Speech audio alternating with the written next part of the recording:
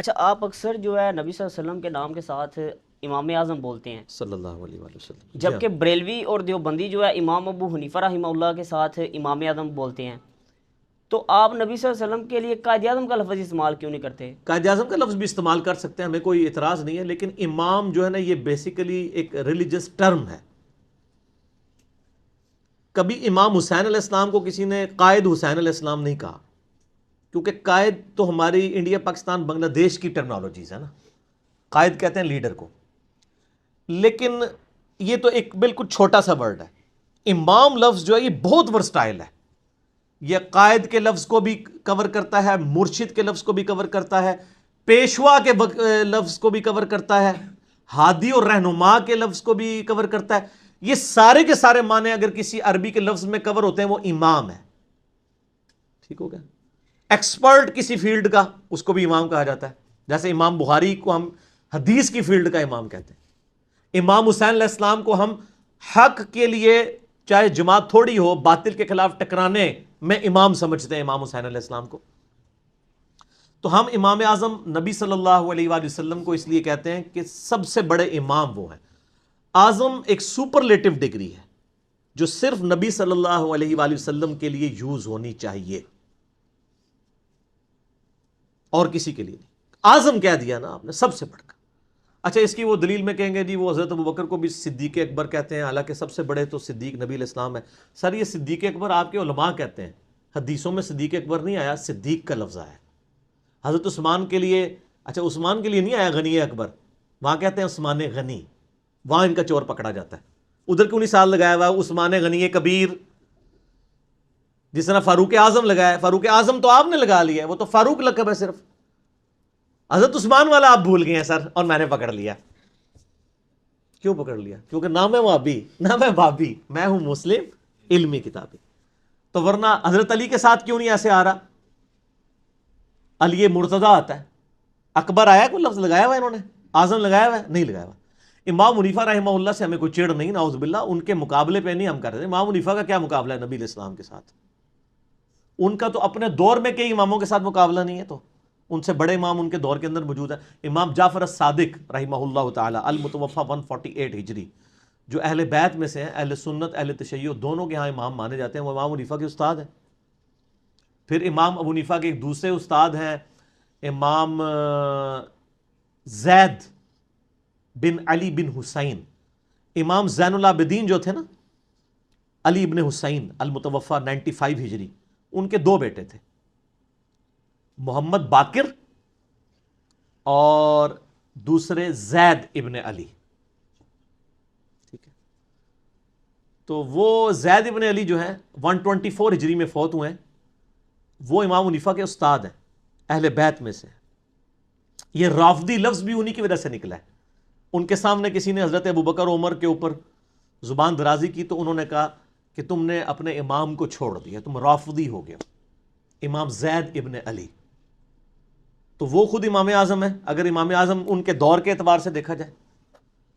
پھر امام مالک تو امام حنیفہ کے استاد ہیں، میں نے ثابت کیا ہے۔ امام حنیفہ رحمہ اللہ کے جو شاگرد ہیں امام محمد، انہوں نے موطا امام محمد امام مالک سے لکھی ہے، اور جب وہ لکھ کے آئے اور امام حنیفہ کو آگے بتایا تو انہوں نے فرمایا کہ جو تم نے حدیثیں امام مالک سے لکھی ہیں وہ مجھے بھی بتاؤ۔ تو وہ تو پوتا شاگرد ہیں امام مالک کے، تو امام مالک کو امام اعظم آپ کیوں نہیں کہتے؟ تو اس لیے ہم کہتے ہیں کہ یہ اماموں کو آپ اماموں تک رکھیں، اعظم کا لفظ صرف نبی صلی اللہ علیہ وآلہ وسلم کے ساتھ منسوب کریں، جو امام الانبیاء بھی ہیں۔ صحیح مسلم میں حدیث ہے کہ شب معراج نبی صلی اللہ علیہ وآلہ وسلم فرماتے ہیں اللہ تعالیٰ نے نبیوں کو بیت المقدس میں جمع کیا، اور اب میں انتظار میں تھا کہ امامت کون کرے گا، تو مجھے جبرائیل علیہ السلام نے کہا آپ آگے ہوں، آپ ان کی امامت کروائیں گے۔ اسی لیے ہم نبی صلی اللہ علیہ وآلہ وسلم کو امام الانبیاء کہتے ہیں۔ مجھے ایک بریلوی پیر صاحب نے فون کیا کشمیر میں سے، بہت بڑی درگاہ ہے ان کی، اور وہ پورا سسٹم چلا رہے ہیں۔ یہاں جیلم میں بھی ان کے روٹس موجود ہیں، یہاں پہ بھی ایک درگاہ ہے ان کی۔ یہ میں نے اس لیے اشارہ کیا تاکہ جن کو پتہ ہے ان کو پتہ چل جائے، خالی کشمیر کہتا تو پتہ نہیں چلنا تھا۔ تو جیلم شریف بھی ہے وہ، اور وہ کشمیر شریف بھی ہے۔ تو انہوں نے مجھے فون کیا، مجھے کہتے ہیں آپ ہر قرآن حدیث سے بات کرتے ہیں، یہ اس وقت میں نیا نیا گمراہ ہوا تھا۔ تو ان سے میری واقفیت تھی، سلام دعا تھی، فون نمبر موجود تھا. تو آپ نبی علیہ السلام کو امام الانبیاء کو کہتے ہیں، یہ کس حدیث میں آیا ہے؟ میں نے کہا جی صحیح مسلم میں ہے، کتاب الایمان کے اندر ہے، سٹارٹ میں آیا ہے. واقعہ معراج میں میرے 3 لیکچر ہیں، مسئلہ 126A-B-C. تو اس میں میں نے یہ حدیث ان کو مسلم شریف کی بتائی کہ مجھے جبرائیل علیہ السلام نے تمام نبیوں کا امام بنایا.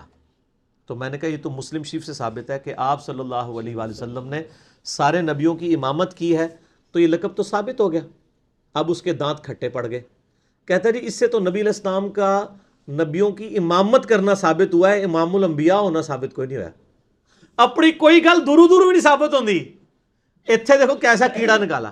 تو میں نے کہا میرے بھائی امامت کی جو 4 شرائط آئیں گے نا صحیح مسلم میں، ان میں سب سے پہلے وہ حقدار ہے جو سب سے بڑا قرآن کا عالم ہو، اس کے بعد سنت کا عالم، اس کے بعد جس نے ہجرت پہلے کی ہو، دین میں سینئر ہو، اور اس کے بعد اگر اس میں بھی برابر ہو تو چوتھے نمبر پہ جس کی عمر زیادہ ہو. تو نبی علیہ السلام چونکہ تمام نبیوں میں سب سے بڑھ کر علم والے تھے، اور علم کی بنیاد پہ ہی آپ کا مرتبہ ہے. آدم علیہ السلام کو خوبصورتی کے اوپر کیا فرشتوں کے اوپر فضیلت دی گئی ہے؟ وَعَلَّمَ آدَمَ الْأَسْمَاءَ كُلَّهَا. فرشتوں کو نام نہیں ہے، آدم کو آگے. نبی علیہ السلام کو کیا کہا گیا؟ قُلْ رَبِّ زِدْنِي عِلْمًا. اے نبی علیہ السلام آپ دعا کیا کریں اے اللہ میرے علم میں اضافہ کر دیں. علم کی بنیاد پہ حضرت آدم علیہ السلام کی فضیلت فرشتوں پہ ہے، اور ہمارے نبی علیہ السلام کی فضیلت باقی انبیاء پر ہے. امام وہ آپ کا محلے مسجد کا امام نہیں ہوتا کہ عالم پیچھے کھڑا ہوتا ہے اور ایک جاہل اور راہل آنے والا ایک چھڑا مولوی انہوں کے کر کے امامت. یہ سمجھتے ساڑھے محلے دے مولوی نے جنہوں مرضی امامت تے کھڑا کر دو. آپ کو پتا ہے خلفائے راشدین اپنے زمانے میں خود امامت کرواتے تھے مسجد نبوی میں. وہ دنیا کا بھی امام ہوتا تھا، دین کا بھی امام ہوتا تھا. یہاں تو امام ان کے تنخواہ دار ہوتے ہیں. کئی بار علماء پیچھے کھڑے ہوتے ہیں اور عام چھڑے مولوی آگے امامت کروا رہے ہوتے ہیں، جن کو بس 2-4 صورتیں یاد ہوتی ہیں، وہ بھی صحیح نہیں. وہ امامت کے اہل نہیں ہوتے. ان کی موجودگی میں ان کو امامت کروانی چاہیے جو علماء ہیں. تو امام الانبیاء کا لقب آپ صلی اللہ علیہ وآلہ وسلم کے لیے ہے. امام اعظم بھی ہیں، امام کائنات بھی ہیں. آپ نہ چڑھا کریں، اور نبی علیہ السلام کی جب بات ہو رہی ہو نا تو آپ فوراً اپنے بزرگوں کی فکر میں نہ لگ جایا کریں.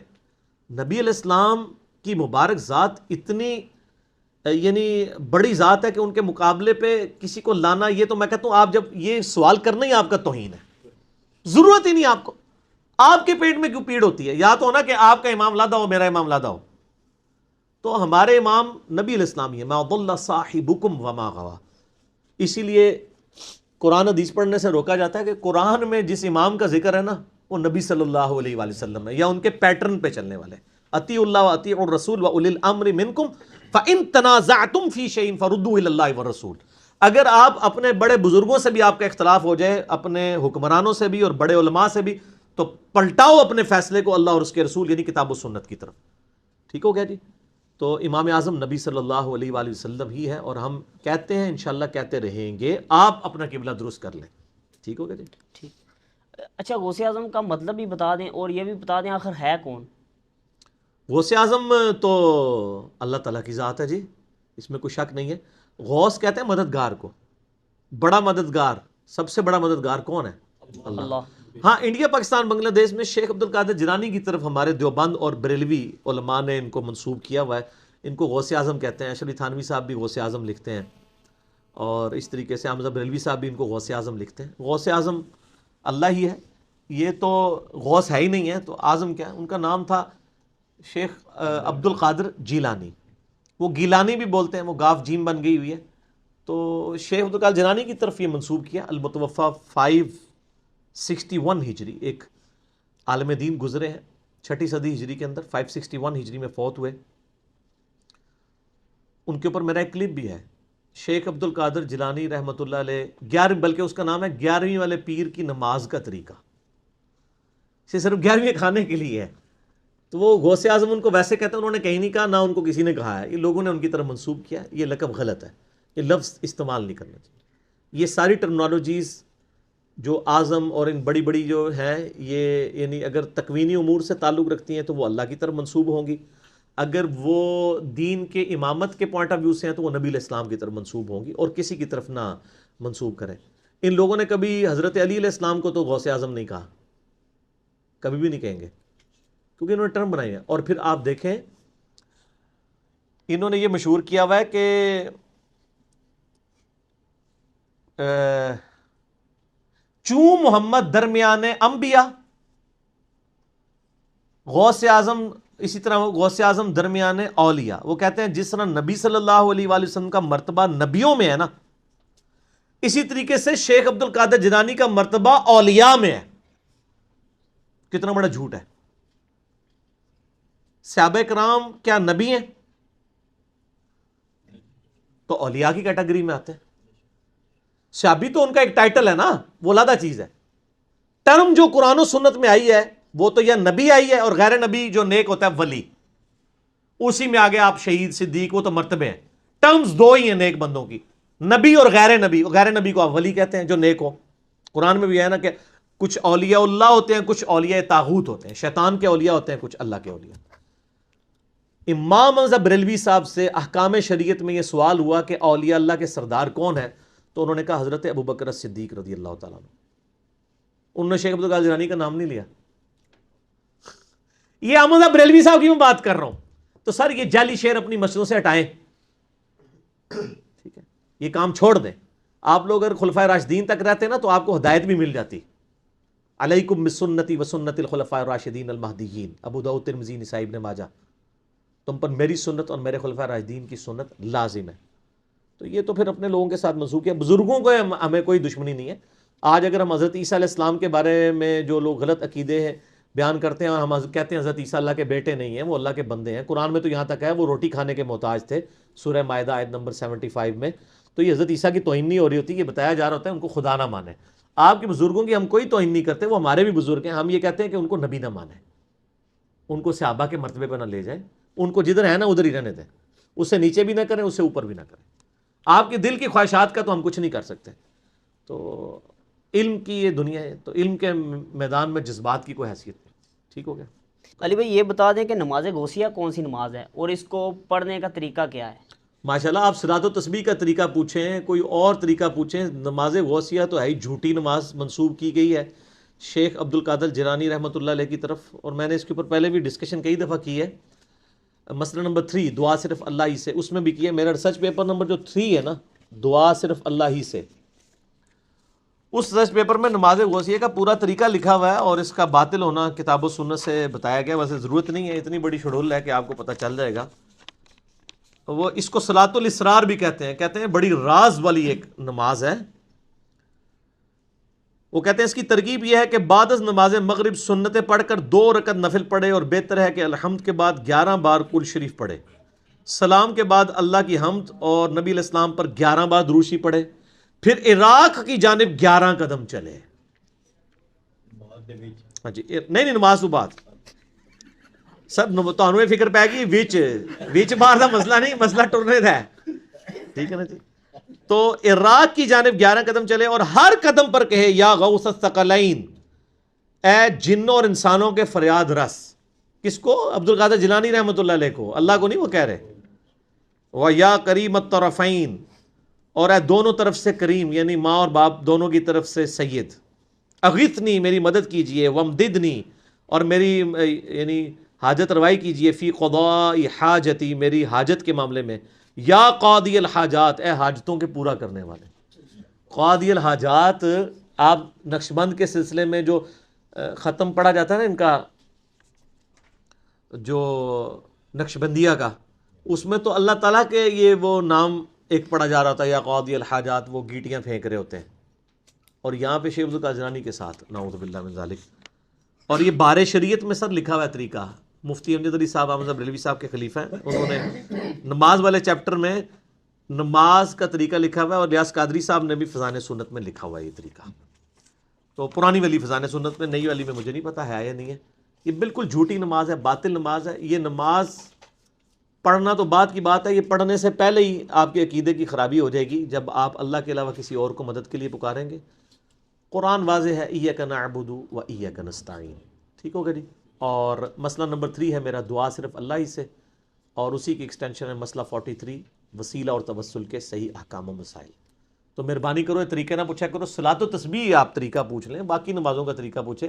نماز غوثیہ کا طریقہ کیوں پوچھ رہے ہیں؟ ٹھیک ہے، یہ تو بنائی ہوئی جعلی ایک نماز ہے، یہ تو شرکیہ نماز ہے، یہ تو نماز ہے ہی نہیں ہے، یہ شرکیہ ایکٹیویٹیز ہیں، لیکن وہ جوڑی نماز کے ساتھ ہوئی ہیں. دیکھا کہتے ہیں 2 نفل پڑھو اللہ واسطے بعض ہی کام پا دو، یعنی جو کچھ پڑھا سی نا وہ تو پڑھا کل شریف، پھر کل شریف کوئی وائلیٹ کرتی ہے.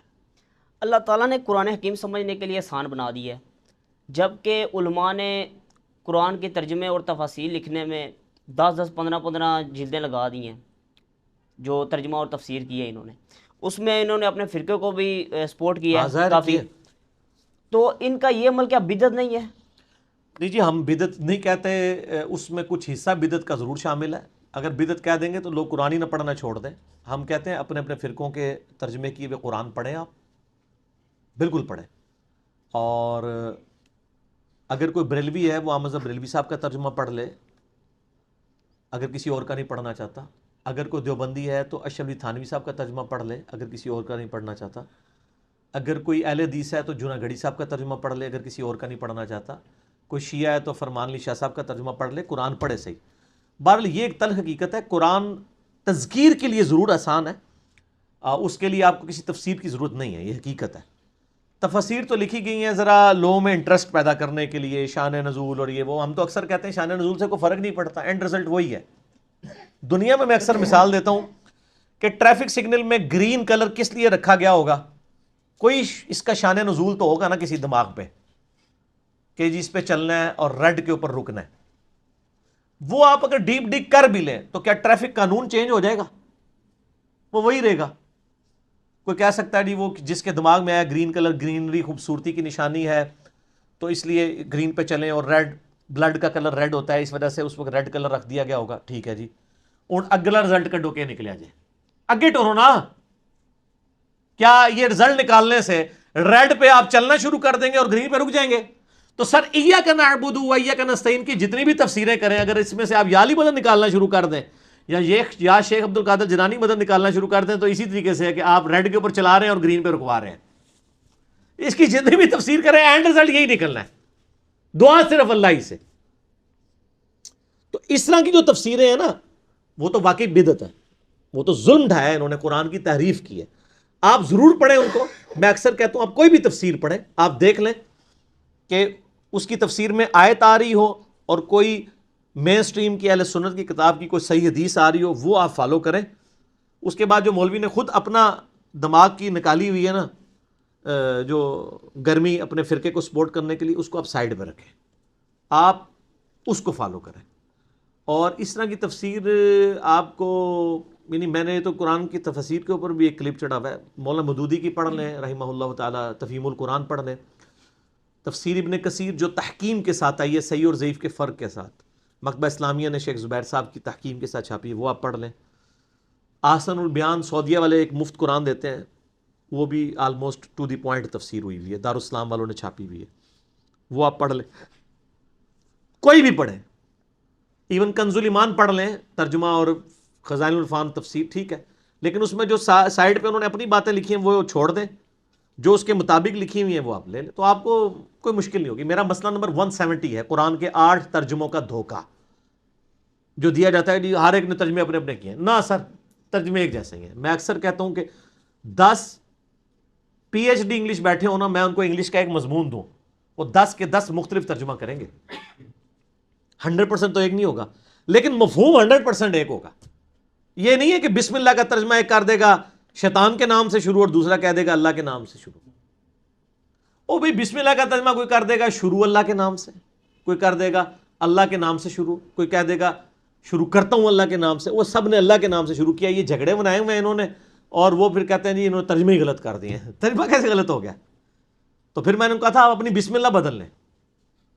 وہ بسم اللہ بنائیں اللہ الذی باسمہ ابدہ، اللہ ہے وہ ذات جس کے نام سے میں شروع کرتا ہوں. جب اللہ نے بسم اللہ میں با پہلے رکھ دی ہوئی ہے، اگر کسی ترجمہ کرنے والے نے کہہ دیا شروع کرتا ہوں اللہ کے نام سے، اس کو کہتے ہیں نہیں جی اللہ کے نام تو شروع ہی نہیں کیتا، انہوں نے شروع سے شروع کیا ہے. ہاں یہ کتابیں لکھی ہوئی ہیں انہوں نے، یہ قرآن کے ساتھ دشمنی کی ہے. وہ کہتے ہیں دیکھیں جی اس نے تو شروع سے شروع کیا ہے، اور ہمارے بزرگ ترجمہ کرتے ہیں اللہ کے نام سے. تو اللہ نے بھی سر شروع سے شروع نہیں کیا، اللہ سے شروع نہیں کیا، اللہ نے بھی شروع سے ہی شروع کیا ہوا ہے با کے ساتھ. با کہتے ہیں ساتھ. آپ والی بسم اللہ ہوتی نا اللہ کو مشورہ دینے والی، تو وہ یوں بنتی اللہ الذی باسمہ ابدہ، اللہ ہے وہ ذات جس کے نام سے میں شروع کرتا ہوں. تسی بسم اللہ چینج کر لو سر، ترجمہ نہیں، بسم اللہ چینج کرو پھر اپنے اللہ ترجمہ لاؤ، دونوں ترجمے درست ہیں. اللہ کے نام سے شروع، یہ شروع کرتا ہوں اللہ کے نام سے. ٹھیک ہو گیا جی.